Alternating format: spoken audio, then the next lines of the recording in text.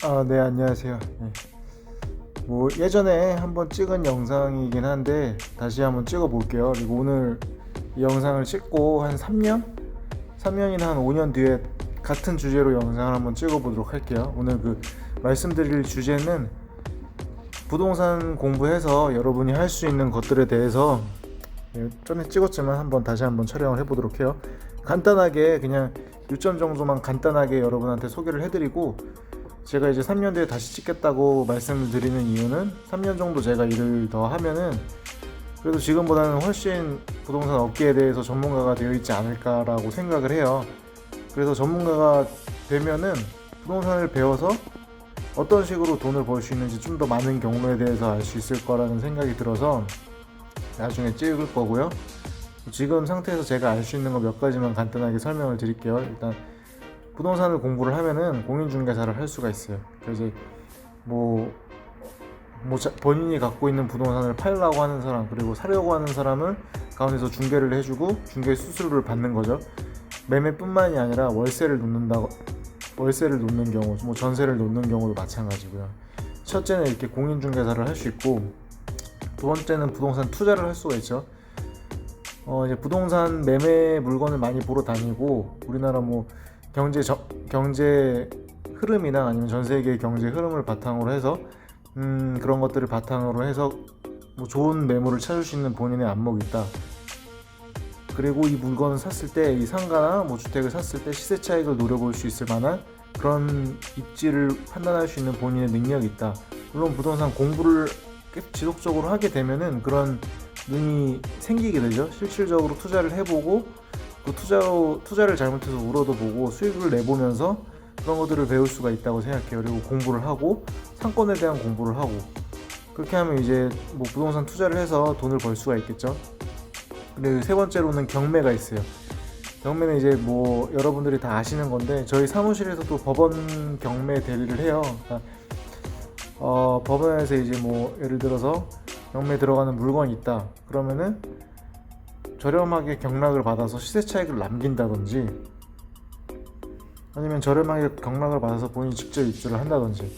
경매 같은 경우는 대출이 굉장히 많이 나오기 때문에 제가 알기로 80%까지 경락인이 80%까지 대출을 받아서 경매 받을 수가 있어요. 그렇기 때문에 예를 들어서 10억에 경락되는 부동산을 본인이 경락 받았다 그러면은 2억만 있어도 10억짜리 부동산을 경락받을 수가 있죠. 하지만 그 8억에 대해서는 대출 이자를 내야겠죠. 본인이 대출 이자를 감당할 수 있고, 이 본인이 경락받으려고 하는 그 부동산이 나중에 시세 차익이 많아질 거라는 게 확실해지거나 잘 될 거라는 확신이 있거나, 아니면 고정적으로 나오는 월세를 봤을 때 수익률이 높다거나 한다면은 경매도 굉장히 좋은 투자 방법이 될 거예요. 그러니까 이제 첫 번째로 공인중개사, 두 번째로는 경매, 그리고 두 번째로 투자, 세 번째로는 경매고, 네 번째로는 주택관리사 공부를 하실 수가 있어요. 주택관리사가 뭐냐면은 자격증을 따셔서 건물을 관리해주는 일을 하는 거죠. 보통 관리소장님 그런 분들이 주택관리사 자격증을 많이 따두세요. 그럼 이제 노후에 관리소장, 그러니까 이제 그냥 경비 아저씨가 아니라 경비 아저씨를 이렇게 저평가하고 그런 건 아닙니다. 그냥 경비 아저씨랑 좀 다른 거예요. 관리소장님은 이제 그 건물의 전체적인 관리에 대해서 조금 좀 이렇게 전반적인 관리를 하시는 분이에요. 건물 전체에 대한 관리를 관리한다. 어쨌든 그 건물 전체를, 보통 이제 건물을 직접 자체적으로 관리하는 경우가 있지만, 이제 관리 회사에 맡겨서 관리하는 경우가 있어요. 이제 그렇게 되면 그 관리 회사에서 그 건물의 소장을 보내주는 거예요. 그럼 그 소장님이 건물을 관리하고 건물에서 일어나는 여러 가지 일들에 대해서 어떻게 보면은 치이기도 하고 어떤 여러 가지 어려움이 있을 수도 있지만, 관리실에서 관리실을 대표하는 소장님을 하시는 분들이 대부분 주택관리사 자격증이 있으신 걸로 알고 있어요. 그리고 네 번째를 말씀드렸고, 다섯 번째, 그리고 리츠 제가 사실 자세히는 모르는데 대강 말씀을 드릴게요. 대강 말씀을 드리면은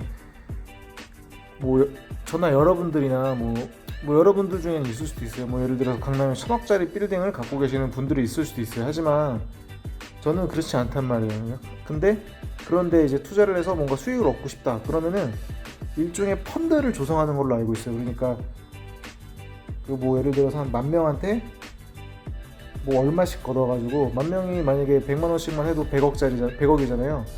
물론 더 많은 사람들을 모집을 하겠죠. 그래서 뭐 예를 들어서 10만 명이 10만 명이 10,000원씩 뭐 펀드를 모았다.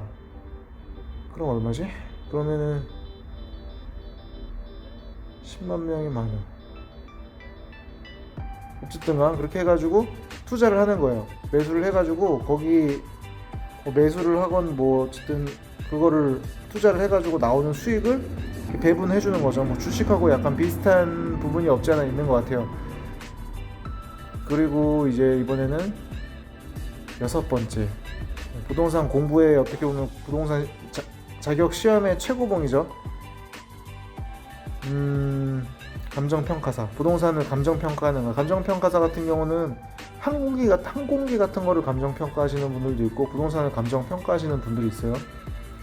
대부분 제가 알기로 은행에서 감정평가 의뢰를 많이 하는 걸로 알고 있어요. 감정평가사한테. 왜냐면은 예를 들어서 제가 어떤 부동산을 사고 싶은데 대출을 받아야 되잖아요. 대출을 이제 은행에 이제 문의를 하면은 대출이 감정가 기준으로 나오는 경우가 있어요. 그렇기 때문에 은행에서 이제 감정평가사한테 약간 이런 업무 관계의 결례형 관계라고 그러나 연결 관계가 제가 알기로는 그런 연결 관계가 있는 걸로 알고 있습니다.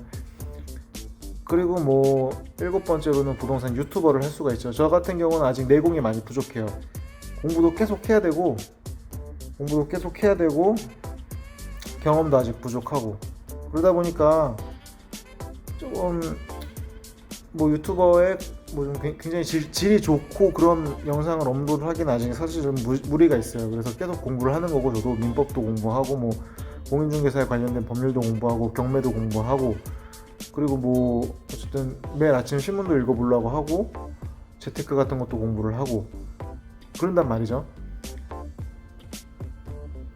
네, 어쨌든 이제 그런 거를 좀 잘 아시는 분들, 부동산에 대해서 이제 잘 아시는 분들 그런 거 이제 충분히 유튜버로 그런 정보를 공유하면서 이제 유튜버를 하실 수가 있죠. 7번째까지 얘기를 했나요? 그러면은 8번째 이제 시행사업이죠. 시행사업. 사실 시행사업이 부동산 공부를 해서 돈을 가장 많이 벌 수 있는 방법이라고 저는 생각을 해요. 이제 옛날 같은 경우에는 오래전 같은 경우는 땅값이 저렴할 때 그럴 때는 이제 땅값 시세가 잘 형성이 되지 않았을 때 시행사업으로 굉장히 많은 돈을 벌 수가 있었어요. 근데 이제 지금은 옛날처럼 많은 돈을 벌지는 못하지만 그래도 돈을 많이 벌 수 있죠. 그리고 문제는 시행사업이 돈을 많이 벌 수 있는 대신에 리스크가 굉장히 크다는 게 문제예요. 그러니까 뭐 이제 시행사업을 여러 개를 뭐 예를 들어서 내가 푸아자산가 시행사업을 해. 예를 들어서 그러니까 뭐 역세권에 땅을 사가지고 거기다 이제 건물 뭐 시공사 공사하는 분을 고용해가지고 건물을 지어서 이제 분양을 해야 되잖아요. 분양을 해야 되는데 분양이 안 되면은 제가 어쨌든 뭐 제가 뭐 가지고 있는 현금으로 건물을 지었을 수도 있잖아요. 그러면 문제가 되지 않겠지만 그 많은 현금을 갖고 계시는 사람들이 많이 없단 말이에요. 많이 없기 때문에 대부분 은행에서 대출을 받죠. 대출을 받으면 그 이자를 감당하지 못하잖아요. 그러다가 이제 부도가 나는 거죠.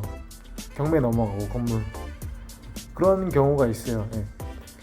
그렇기 때문에 시행사업이 뭐 하이 리턴, 하이 리스크, 하이 리턴이죠. 그리고 어쨌든 가장 굉장히 높은 수준의 상권 분석이 가능한 그런 지적인 수준이 요구가 된다는 점, 상당한 전문성이 제 생각엔 상당한 전문성이 요구가 된다고 생각을 합니다.